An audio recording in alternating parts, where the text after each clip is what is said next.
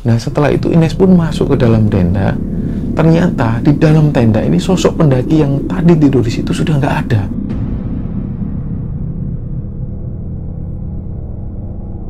Dibalurkanlah minyak kayu putih itu, dan Yudi merasa punggung dan seluruh badan dari pendaki ini padanya dingin sekali, benar-benar dingin seperti mayat.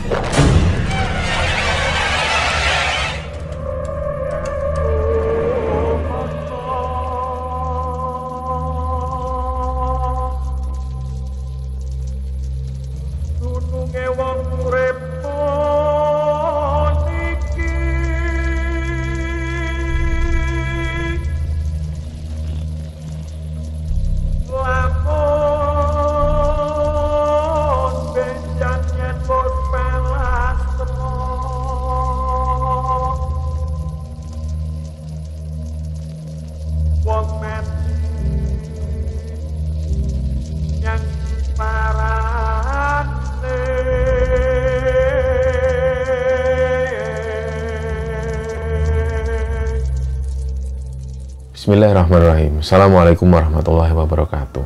Sahabat Kembara Sunyi dimanapun berada, pada kesempatan kali ini kami akan bercerita tentang sebuah kisah yang dikirim oleh Sobat Kembara yang bernama Ines. Sebelum kita masuk ke ceritanya, untuk teman-teman yang nonton tayangan ini dan belum subscribe, jangan lupa untuk subscribe lebih dulu agar kami lebih bersemangat lagi dalam membuat konten-konten terbaru di Kembara Sunyi. Dan untuk teman-teman yang telah mendukung kami sejauh ini, kami ucapkan terima kasih banyak. Semoga amal dan kebaikan teman-teman dibalas kebaikan berlipat oleh Allah Subhanahu wa Ta'ala. Ya, untuk yang mengirim cerita ini namanya Ines. Pada saat ini Ines ini tinggal di Jakarta, dan Ines cerita bahwa dia ini lahir di Sidoarjo, Jawa Timur. Dari mulai kecil sampai dia kuliah di sekitaran Jawa Timur. Nah, ketika sudah bekerja dan berumah tangga, dia tinggal di Jakarta bersama suaminya. Jadi kita cerita dulu tentang sosok Ines ini. Ketika waktu itu Ines tinggal di Sidoarjo, Jawa Timur, di sekitaran kelas 5 SD, Ines ini masih punya kakek dan nenek yang pada waktu itu tinggal di satu rumah dinas berarsitektur Belanda di daerah Kediri, Jawa Timur. Jadi setiap kali liburan, Ines ini selalu pergi ke rumah itu bersama kedua orang tuanya. Nah, Ines cerita pada waktu itu, ketika liburan, Ines ini berangkat menuju ke Kediri, ketemu dengan kakek neneknya. Nah, begitu pertama kali datang di rumah Belanda itu, yang Ines rasakan, suasana itu sangat nggak nyaman menurut Ines. Jadi Ines ini baru saat itu mengetahui bahwa ada yang berbeda dengan dirinya.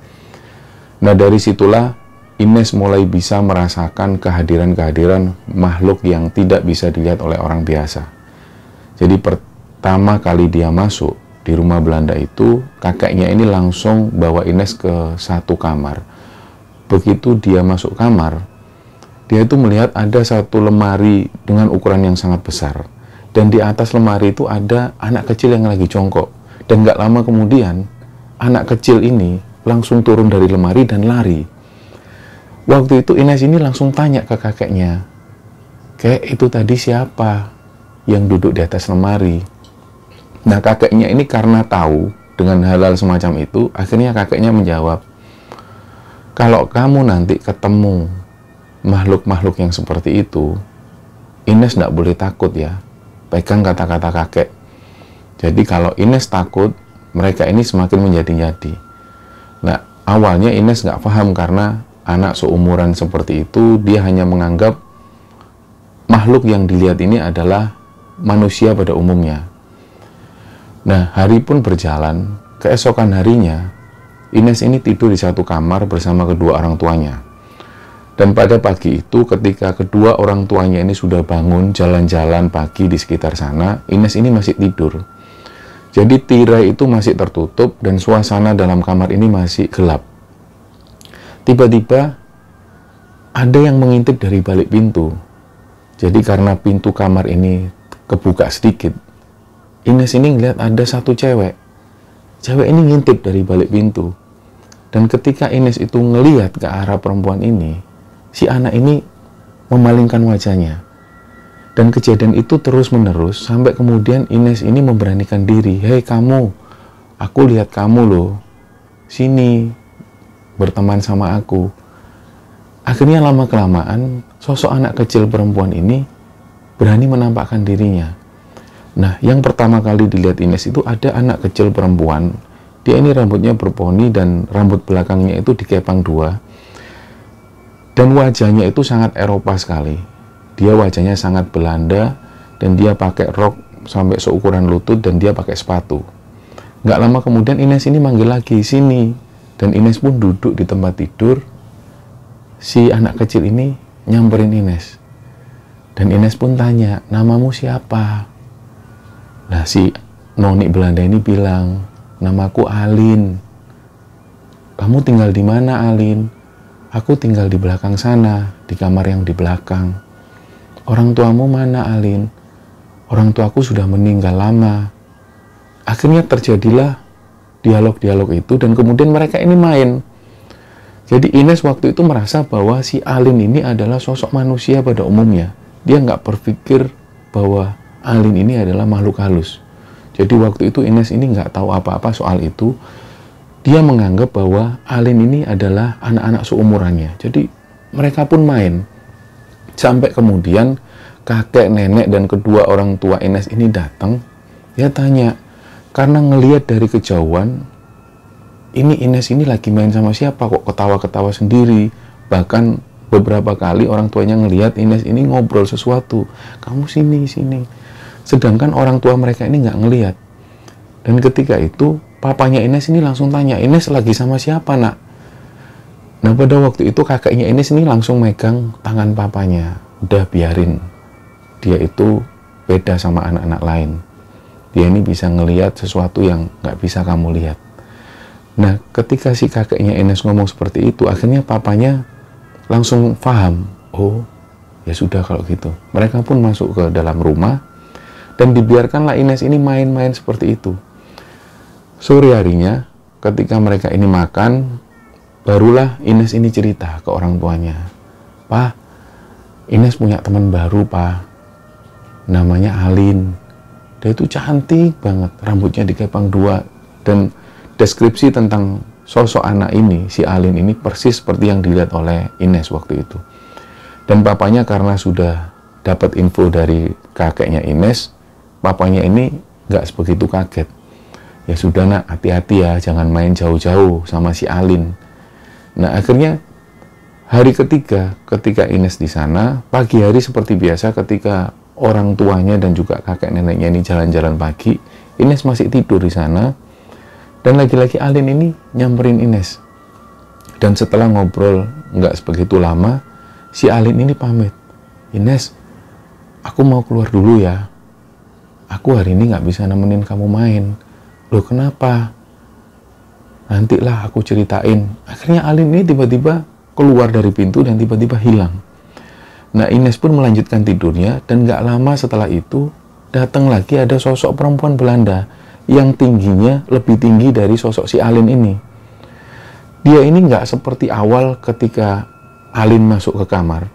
Kalau si Alin ini masih ngintip-ngintip dari balik pintu, tapi si perempuan ini yang lebih tinggi dari si Alin itu tiba-tiba masuk dan tiba-tiba duduk di sampingnya Ines.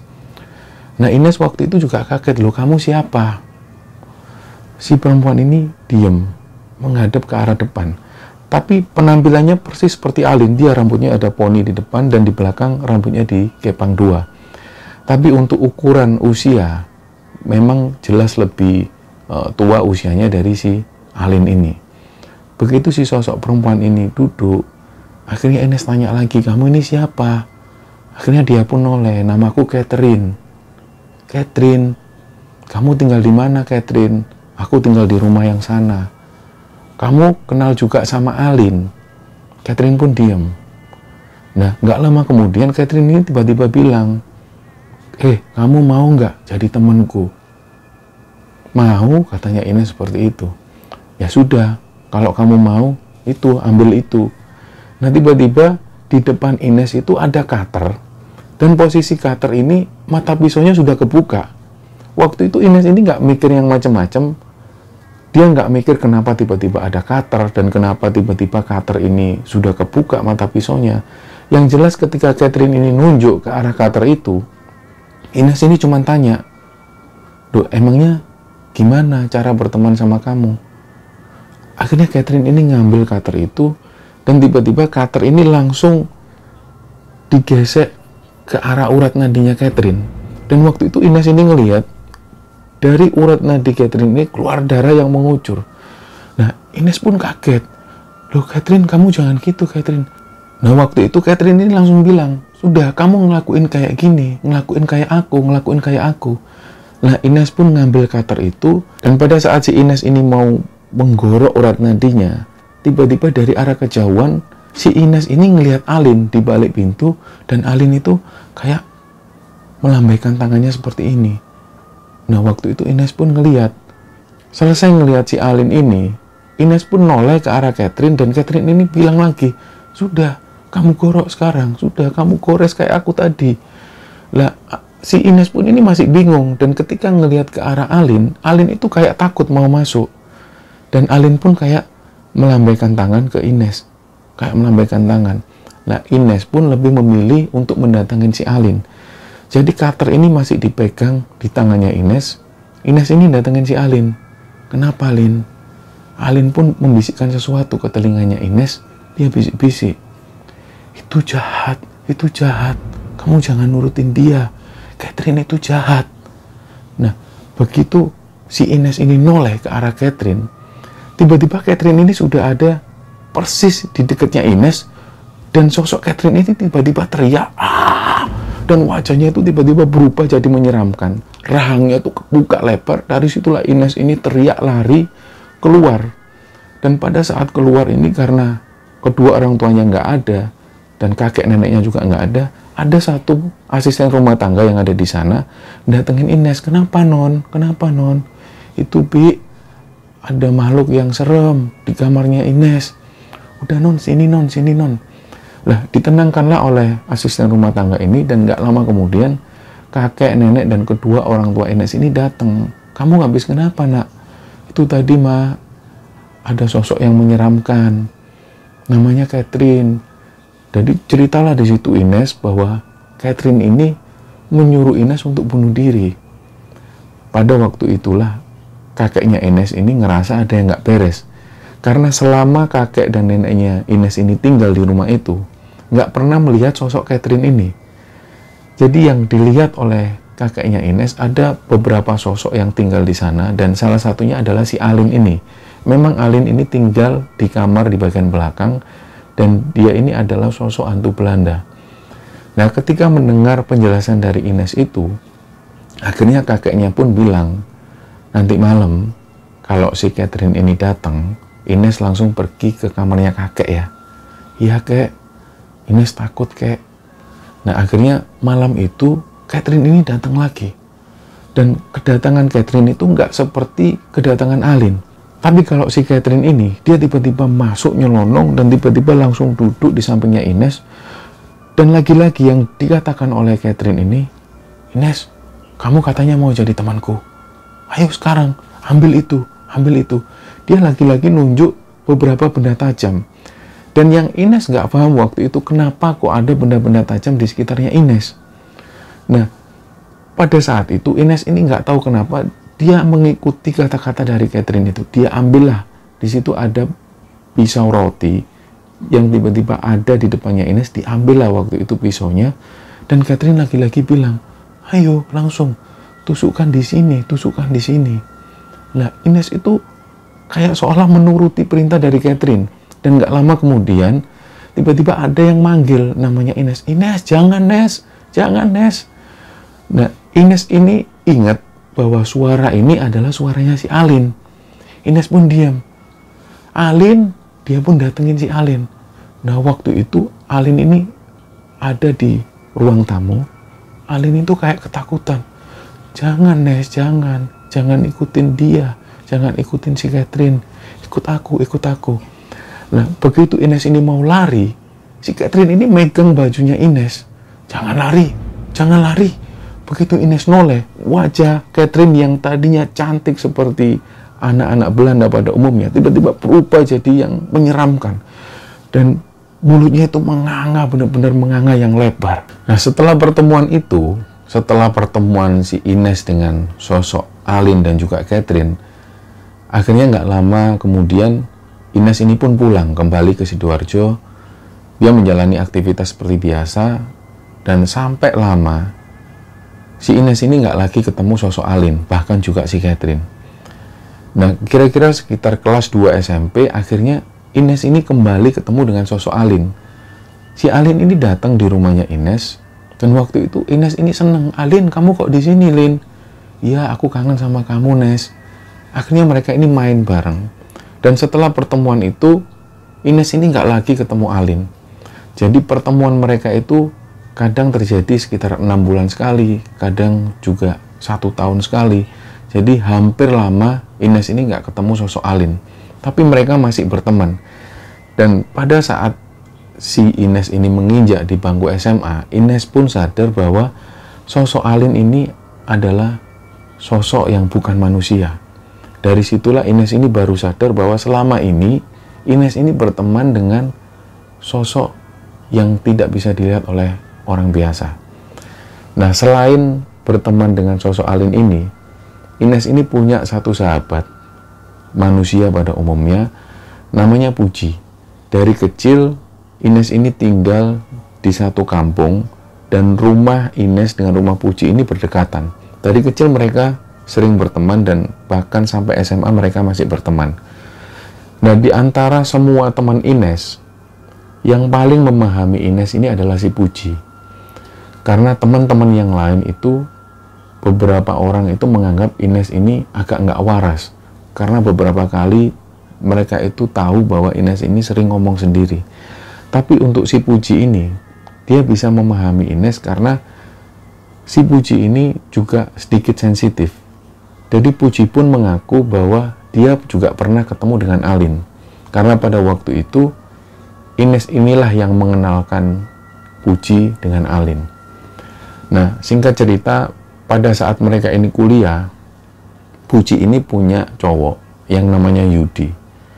Akhirnya mereka ini sering bareng-bareng kemana-mana, selalu berbarengan. Mereka itu sering ke mall dan bahkan liburan di satu tempat. Sampai pada akhirnya mereka itu ingin merasakan satu liburan yang nggak biasa. Mereka kepingin naik gunung. Padahal di antara semuanya ini, sama sekali mereka nggak pernah naik gunung. Jadi mereka pun cari informasi, kira-kira gunung apa yang ramah oleh pendaki pemula. Nah, ketika mereka itu cari informasi, ketemulah mereka ada satu gunung yang bernama Gunung Pundak, yang letaknya ada di daerah Mojokerto, Jawa Timur. Pada waktu itu mereka mulai ngobrolin tentang pendakian ke Gunung Pundak itu. Nah, jadi Gunung Pundak ini adalah salah satu bukit yang ada di pegunungan Gunung Arjuna Welirang. Dulu ketika kami mendaki ke Gunung Arjuna Welirang, Gunung Pundak ini tidak begitu terdengar di telinga kami, para pendaki-pendaki di masa-masa itu, karena kami menganggap bahwa Gunung Pundak ini adalah satu punggungan atau pundak. Jadi ibaratnya Welirang ini adalah kepala, maka gunung ini adalah berada di pundaknya Gunung Welirang, maka gunung ini disebut dengan Gunung Pundak. Ketinggian dari Gunung Pundak ini sekitar 1.500-an dan nggak sampai 1.600 meter di atas permukaan laut. Jadi untuk para pendaki yang baru pengen mendaki gunung, Gunung Pundak ini sangat ramah sekali bagi para pendaki-pendaki yang baru pengen memulai aktivitas pendakian. Dari situlah kemudian Ines, Puji, dan Yudi ini memutuskan untuk mendaki ke Gunung Pundak. Nah, pada saat itu mereka memulai perjalanan atau mereka memulai pendakian itu di hari Kamis, malam Jumat. Mereka berangkat sore hari menuju ke Taman Hutan Raya. Ketika sampai di pos pendakian itu, mereka melihat suasana ini sepi. Karena mereka sadar bahwa itu adalah hari biasa, hari Kamis. Mereka pun daftar seperti biasa, dan dari petugas ini menyarankan sebenarnya kalau bisa jangan naik di malam hari karena terlalu beresiko. Jadi lebih baik kalian ini nginep di satu tempat. Di sana ada tempat untuk mendirikan tenda. Ada beberapa lahan-lahan yang sudah dipersiapkan untuk mendirikan tenda. Dan ada toilet yang bersih di sana. Akhirnya setelah menuruti kata-kata dari petugas itu, mereka pun mulai naik. Sekitar jam 6 setelah maghrib, jadi suasana ini sudah mulai gelap, mereka pun naik. Jadi nggak jauh dari pos perizinan itu ada satu tempat yang difungsikan untuk lokasi berkemah para pendaki yang naik ke Gunung Pundak itu. Dan pertama kali mereka melihat ada satu pohon dengan ukuran yang sangat besar. Mereka memilih untuk mendirikan tenda di situ. Karena yang pertama, pikiran dari si Yudi ini, lokasi tenda itu nggak jauh dari toilet. Ada sekitar beberapa toilet yang letaknya itu nggak jauh dari tempat mereka mendirikan tenda. Nah, pertama kali mereka mendirikan tenda, belum ada kejadian apapun. Dan suasana ini sepi. Mereka mulai masak-masak seperti biasa, dan awalnya mereka senang. Karena mereka merasa bahwa ternyata mendaki gunung itu asik juga. Selama ini kita cuman ke mall, selama ini kita cuman nyewa villa dan segala macam. Jadi hari itu adalah pengalaman pertama mereka naik gunung. Pengalaman pertama kali mereka mendirikan tenda, pengalaman pertama kali mereka tidur di alam. Jadi semua serba pertama.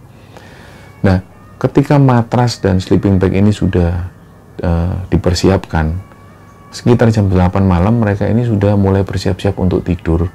Karena rencananya di pagi hari mereka akan melakukan pendakian menuju ke Gunung Pundak itu. Malam itu ketika mereka tidur, tiba-tiba suasana angin ini jadi lebih kencang. Awalnya mereka itu mendengar suara angin seperti biasa. Nah, tiba-tiba salah satu dari mereka merasa bahwa suara angin ini berubah menjadi suara seperti suara manusia yang terus seperti itu. Yang pertama kali merasa ada keanehan itu adalah si Puji. Puji ini tiba-tiba bangun dan bangunin Ines. Karena Ines waktu itu belum tidur, Ines pun tanya ke Puji, "Kenapa, Ji? Kamu ngerasa nggak sih suara angin ini kayak suara orang?" Ines pun diam karena nggak mau membuat suasana ini menjadi semakin serem. Ines pun coba menenangkan si Puji. "Nggak kok, mungkin perasaanmu aja." Si Ines tetap bilang seperti itu dan akhirnya Puji pun kembali tidur. Sebenarnya Ines ini sudah merasa bahwa ada yang nggak beres. Suara yang disampaikan oleh Puji tadi, suara angin yang berubah menjadi suara itu sebenarnya sudah dirasakan Ines dari sejak awal mereka mendirikan tenda di situ. Makanya Ines pun merasa bahwa ketika Puji ngomong seperti itu, Ines ini sebenarnya juga merasa hal yang sama. Tapi Ines nggak mau ngomong itu. Dan tiba-tiba suasana atau suara angin yang tadi seperti itu berubah menjadi lebih kencang lagi. Terus seperti itu. Sementara si Yudi ini, satu-satunya cowok yang ada di situ, dia ini tidur. Puji sempat bangunin si Yudi dan Yudi bangun. Waktu itu Puji ini sempat tanya, "Kamu dengar nggak sih yang ada suara angin yang kayak gini, suaranya kok serem banget?" Begitu Yudi ini bangun, Yudi itu bilang ke Puji, nggak ada apa-apa, aku nggak dengar apa-apa. Udahlah, tidur aja lah, besok pagi kita mau mendaki. Akhirnya mereka pun tidur lagi. Nah, di tengah-tengah malam itu, suasana ini sepi, nggak ada satupun pendaki. Dan pada waktu itu Ines ini mulai mendengar suara-suara yang aneh. Dari kejauhan, Ines itu dengar ada suara orang yang berzikir. La ilaha illallah, la ilaha illallah, la. Terus seperti itu, dan suara ini semakin keras. Semakin keras, seolah-olah semakin dekat. Nah, karena Ines ini agak merasa takut, Ines pun bangunin si Puji. Dia coba menepuk pundaknya Puji dan Puji pun bangun. "Kenapa, Nes?" Ines cuma diem, tapi Puji ini paham bahwa pandangan Ines ini pandangan yang nggak biasa. Dan Puji pun juga dengar suara-suara itu. La ilaha illallah, la ilaha illallah. Nah, semakin kencang suaranya itu semakin dekat. Suara orang yang berzikir, la ilaha illallah, la ilaha illallah. Dekat seolah-olah suara-suara ini lewat persis di depan tenda mereka. Dari situlah Ines ini semakin paham bukannya ini suara orang yang lagi ngantar jenazah ya Ji. Lah Puji itu takut, saking takutnya Puji ini diem. Nah suara-suara ini kencang, begitu ada persis di depan tenda mereka, suara ini kencang, ilah illallah, dan suara langkah kaki itu terdengar jelas, sambil terus berpikir illallah, la ilaha illallah, dan tiba-tiba suara itu menghilang. Ines ini agak ragu sebenarnya. Awalnya Ines merasa mungkin di dekat sini ada pemukiman warga atau ada desa. Tapi Puji ini meyakinkan sekali lagi, nggak mungkin Nes, karena aku sudah browsing-browsing beberapa hari yang lalu, nggak ada pemukiman warga di sekitar sini dan nggak ada desa di sekitar sini. Nah begitu mereka ngobrol seperti itu, si Yudi ini tidur, seolah-olah Yudi ini cuek. Ines itu merasa nggak mungkin Yudi itu nggak denger mereka ngobrol. Yudi ini denger tapi dia pura-pura cuek, dia pura-pura nggak tahu soal itu. Akhirnya Ines pun coba menenangkan Puji. Sudahlah Ji, kita nggak usah takut. Kan cuma semalam kita di sini. Besok kita mendaki ke puncak dan setelah itu kita pulang. Udahlah, kita lewati malam ini dengan tenang. Nah setelah suara para pengantar jenazah itu menghilang, akhirnya mereka pun coba tidur lagi. Dan nggak lama kemudian Puji ini bangunin Ines. Nes, anterin aku yuk ke toilet. Ya ayo tak anterin. Mereka pun buka tenda. Suasana ini dingin banget. Begitu mereka buka pintu tenda, di depan mereka persis itu mereka melihat ada kaki dengan ukuran yang besar bergelantungan. Mereka pun kaget.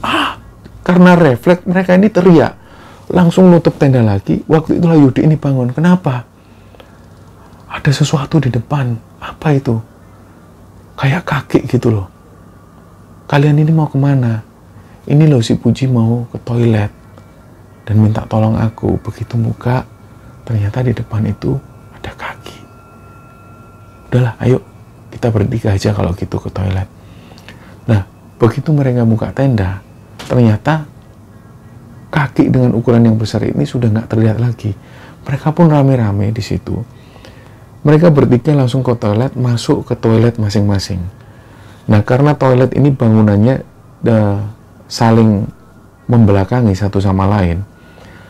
Jadi ketika itu Puji ini merasa bahwa di toilet belakang dia itu mendengar ada kayak orang yang masuk.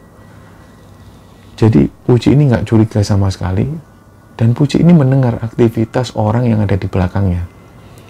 Nah lama-kelamaan Puji ini mendengar sosok orang yang ada di belakangnya Puji itu tiba-tiba menggigil.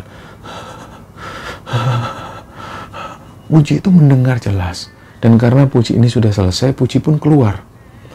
Nah waktu itu Puji ini langsung tanya ke Ines, dengar nggak ada orang di belakang kita, di toilet belakang? Nggak denger tuh, Ines ngomong seperti itu. Masa sih nggak denger? Dia sempat menggigil loh tadi. Nggak denger. Ya sudahlah, ayo. Nggak lama kemudian si Yudi ini keluar dari toilet, mereka pun kembali ke tenda. Dan begitu mereka kembali ke tenda, mereka belum sempat tidur, ada suara langkah kaki. Nah, suara langkah kaki ini mendekat ke arah tenda mereka dan duduk persis di depan tenda mereka. Mereka semua ini dengar, 3 orang ini dengar. Ada orang yang duduk persis di depan tenda mereka. Dan orang ini nggak tahu siapa, tiba-tiba kayak kedinginan.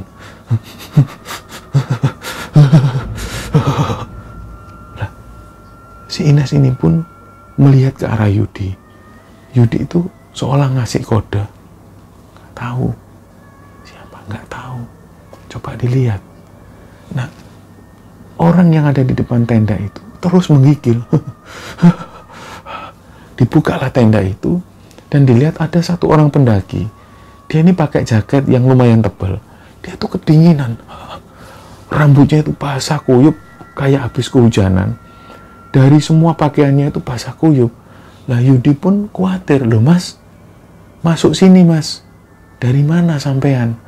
Dia itu tetap kedinginan, wajahnya pucat dan dari bibirnya itu biru. Mereka itu ketakutan. Jadi 3 orang ini ketakutan ngelihat sosok laki-laki yang kedinginan itu. Masuk mas, ayo masuk mas, kita kasih minyak kayu putih, kami bawa minyak kayu putih. Nah, sosok laki-laki ini terus menggigil kedinginan. ayo mas, masuk mas. Akhirnya Ines pun keluar lebih dulu. Ditariklah satu pendaki ini masuk ke dalam tenda. Begitu pendaki ini masuk, dia diam terus. Mulailah si Yudi ini buka jaketnya, dan begitu dibuka, di punggung itu kelihatan bekas biru-biru lebam, nggak tahu itu apa. Dan dengan segera Yudi itu langsung membalurkan minyak kayu putih ke punggung satu orang laki-laki ini. Dibalurkan semua. Sampai ini dari mana mas? Teman-temannya kemana?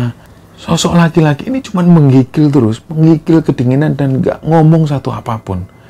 Jadi setelah dibalurkan minyak kayu putih itu, dipakaikanlah baju kering. Jadi baju-bajunya Yudi ini dikeluarkan semua, dipakaikanlah ke satu pendaki ini. Nah, setelah satu orang pendaki ini pakai baju itu, ditanya lagi, mas ini namanya siapa? Rombongannya kemana? Kok sendirian? Kok dari mana kok basah kuyup kayak gini? Padahal mereka ini tahu bahwa nggak ada hujan sama sekali. Dan dari situ mereka mulai curiga, ini anak ini dari mana? Kok nggak ngomong satu pun? Akhirnya dari situ Yudi ini bilang, ya sudah mas, tidur sini aja. Besok pagi kita antar ke bawah. Kita antar ke petugas pos. Nanti masnya bilang, cari rombongannya di sana. Karena malam ini sudah pasti petugas sudah tidur. Nah, anak ini cuman manggut-manggut dan nggak ngomong satu apapun. Setelah itu mereka pun tidur. Karena mungkin kecapean, mereka ini tidur. Dan sosok pendaki ini tidur di paling pojok. Persis di sebelah Ines. Mereka pun tidur, tapi Ines waktu itu agak ngerasa ada yang ganjil. Ini kok satu sosok pendaki ini kayaknya aneh. Dia nggak ngomong satupun, wajahnya pucat, dan tiba-tiba datang dari mana mereka nggak tahu. Tiba-tiba dalam tidurnya itu Ines ini dibangunin. Begitu ngelihat ternyata si Alin. Loh, Lin, kamu kok di sini, Lin? Iya, aku kangen sama kamu, Nes. Ya sudah, aku tak keluar ya. Malam itu sekitar jam 1 dini hari, Ines ini pun keluar. Ines ini masih ngelihat sosok pendaki tadi ini tidur dengan pulas. Nah, Ines pun nggak curiga, Ines pun keluar nemenin si Alin. Dia ngobrol panjang lebar. Alin ini cerita bahwa di sana dia nggak punya teman. Jadi di tengah malam itu, Alin dan Ines ini ngobrol. Mereka seperti bernostalgia. Mereka cerita bahwa di rumah sana, di rumah yang di Kediri itu, ada satu orang tamu yang tidak dikenal oleh Ines. Nah, setelah mereka ngobrol-ngobrol, akhirnya si Alin ini bilang, itu siapa? Ines ini tanya dan menunjuk ke arah pendaki itu. Nggak tahu itu tadi ada pendaki yang kedinginan, makanya kita ajak tidur di sini. Nah, suasana tenda ini tertutup. Jadi setelah Ines itu keluar, Ines ini nutup tenda itu lagi. Si Alin ini bilang ke Ines, kasihan anak itu. Dia nyari teman-temannya. Dia hilang di sini. Maksudnya? Ya dia hilang nyari teman-temannya. Oh iya, besok pagi kita antar ke pos bawah. Jadi dia malam ini tidur di sini, Lin. Enggak, itu bukan dia. Nah, dari situ Ines ini mulai curiga. Yang benerin kalau ngomong, iya itu bukan dia. Akhirnya dari situ Alin ini pamit. Ya sudah ya Nes, aku pamit dulu ya. Kok kamu pulang, Lin? Iya, aku pulang dulu ya. Alin pun pulang, tiba-tiba menghilang. Nah, setelah itu Ines pun masuk ke dalam tenda. Ternyata di dalam tenda ini sosok pendaki yang tadi tidur di situ sudah nggak ada.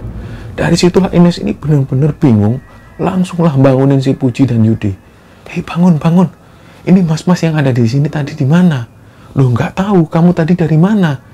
Akhirnya mereka bingung, padahal ketika Ines ini keluar dari tenda, Ines ini masih melihat pendaki ini tidur di situ. Dan ketika ketemu dengan Alin, Alin ini bilang bahwa itu bukan dia. Dia ini pendaki yang hilang. Dari situ Ines ini curiga. Akhirnya Ines pun cerita ke Puji, Ji, barusan aku ketemu Alin nyampe di sini. Dan Alin itu cerita bahwa anak pendaki ini dia hilang, dia nyari temennya. Lah, bingunglah mereka. Mereka ini bingung karena 3 orang ini ngelihat sosok pendaki ini wujudnya seperti manusia dan sempat dirawat oleh Yudi dibaluri minyak kayu putih punggungnya, dan sempat tidur di dalam tenda mereka. Pagi hari itu yang seharusnya mereka ini mau mendaki ke Gunung Pundak, akhirnya mereka merasa karena malam itu banyak sekali keanehan, keganjilan, mereka pun mengurungkan niatnya, dan pagi itu mereka mulai berkemas-kemas, mereka mengemasi tenda dan segala macam, mereka pun turun kembali ke mobil. Dan di dalam mobil itu mereka pun cerita, ternyata semalam itu kenapa Yudi ini mengabaikan kata-kata dari mereka. Dari awal Yudi itu juga mendengar suara angin yang tadinya bergemuruh tiba-tiba berubah menjadi suara itu. Yudi ini tahu, tapi Yudi di situ sudah merasa ada yang aneh, dan Yudi waktu itu pura-pura tidur karena dia pun takut sebenarnya. Semua itu diceritakan ketika mereka sudah ada di dalam mobil dan mereka menuju pulang. Nah, sepanjang perjalanan itu mereka pun cerita bahwa Yudi ini ketika membalurkan minyak kayu putih ke sosok pendaki ini, ketika tangan Yudi ini menyentuh punggung pendaki itu, Yudi itu merasa badan dari pendaki ini dingin sekali, dan dinginnya itu nggak wajar.